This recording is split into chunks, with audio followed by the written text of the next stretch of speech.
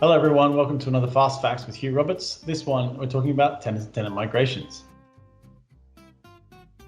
Tenant-to-tenant migration is simply when you have users, identity, services, data from one Microsoft 365 tenant and you need to move it into another one.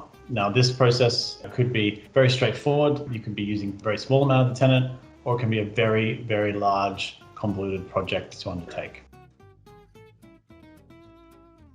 So we have the common ones that we always see, mergers, acquisitions, divestitures, where businesses are joining together or a part of a business is leaving another business, being spun off or sold off.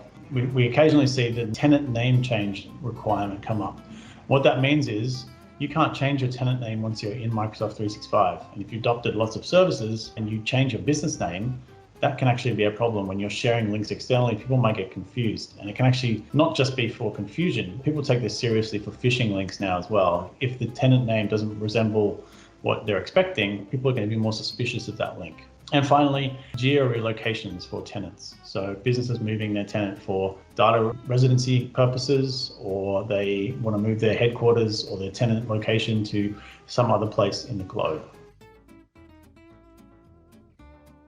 So customers have a few other options, especially around collaboration. We can set up guest accounts now between two companies that are merging together for sharing of information. We can invite people into SharePoint sites, Teams, Yammer groups. There's the ability to share calendars between Exchange organizations as well. So lots of different collaboration features, but you never get quite the collaboration experience you get from being in a single tenant. And that's why these projects are so common.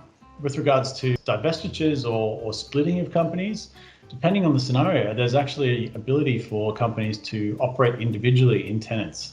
Things like administrative units can separate the administrative function between two groups of users or two businesses. There's also information walls or information barriers, which we can set up between two environments as well, so that we can have less information sharing and keep the companies separate as they need to be for regulatory purposes, for example. And finally, geo relocations. We can actually set up geo tenant licensing now and move those mailboxes, OneDrives and SharePoint sites into the correct geolocation that they need to be for data residency purposes, or GDPR, for example.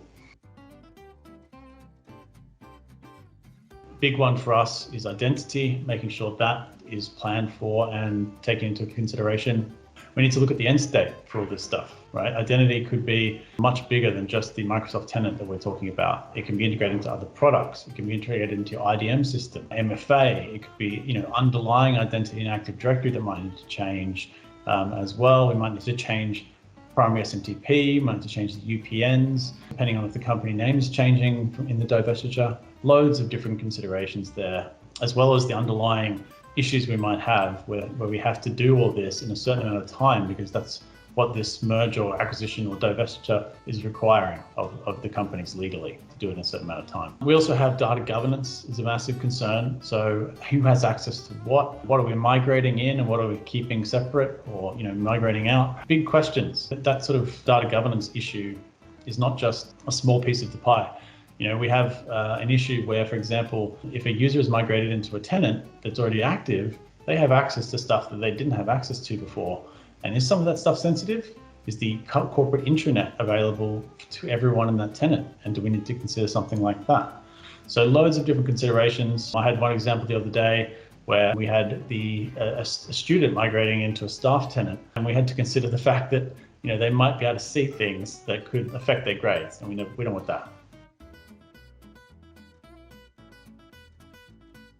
Change management is our number one consideration, making sure the user experience is held front of mind. And that's not just around your email account you're cutting over at this point in time. This is a whole big process around the processes that are inbuilt in the tenant, integrated applications, how the business actually runs in your Microsoft 365 tenant. You may have so much in there that you don't even know about. So we can sometimes go to the next level, power user interviews, surveys, making sure that we've got every consideration covered for these sorts of projects, because if you don't, business impact could be huge. Thank you very much for joining me. This has been Fast Facts with Hugh Roberts about tenant-to-tenant migrations.